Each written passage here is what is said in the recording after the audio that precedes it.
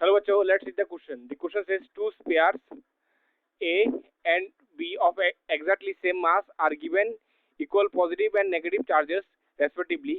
Their masses after charging. So इस question का जो की कॉन्सेप्ट है वो चार्ज. So चार्ज क्या होता है? Electric charge is a physical property of matter to experience the force when placed in an electromagnetic field. So इसका solution क्या होगा? Let's come to the solution. So let's say हम लोग के पास एक बॉडी है, let's say sphere A है. This is sphere A. Now it's a solution. अभी ये न्यूट्रल है, मतलब इसके अंदर भी इलेक्ट्रॉन भी है, इसके अंदर प्रोटॉन भी है. सो अगर ये न्यूट्रल है तो मतलब क्या बोल सकते हैं, number of electron is equal to number of proton. अभी लेट्स से ये बॉडी बी है. सो ये भी न्यूट्रल है, मतलब इसके अंदर number of electron is equal to number of proton क्या इक्वल है. सो अभी नाउ इधर क्वेश्चन में क्या बोला कि two sphere A and B of exactly same mass given equal positive and negative charge. So A में क्या हुआ, ए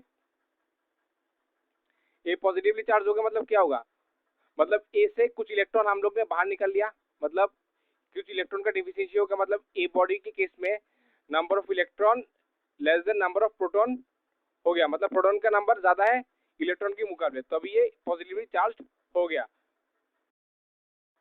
और बी के केस में क्या हुआ, बी के केस में बोला कि given equal positive and negative charge. B के केस में क्या दिया, नेगेटिव चार्ज. तो इसमें बी के केस में क्या होगा, बी के केस में नेगेटिव चार्ज मतलब कि इसमें नंबर ऑफ इलेक्ट्रॉन्स भी है, प्रोटॉन भी है. तो इसमें क्या हुआ, बाहर से कुछ इलेक्ट्रॉन दे दिया हम लोग ने.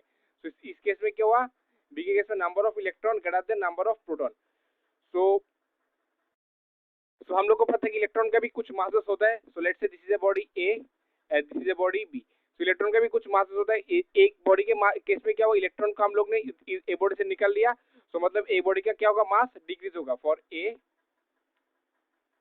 क्या होगा, मास डिक्रीज. और बी बॉडी के केस में क्या हुआ, हम लोग ने इसको इलेक्ट्रॉन दे दिया. सो इलेक्ट्रॉन का कुछ मास होता है, तो इलेक्ट्रॉन के सो बी बॉडी के केस में क्या होगा, उसका मास डिक्रीज होगा. सो बी बॉडी के केस में क्या होगा, मास इंक्रीज. मतलब हम लोग ने कुछ इलेक्ट्रॉन दे दिया, इलेक्ट्रॉन का मास होता है, मतलब इसका बी का मास क्या होगा, फाइनली बढ़ जाएगा. सो कार्ड ऑप्शन कौन सा होगा,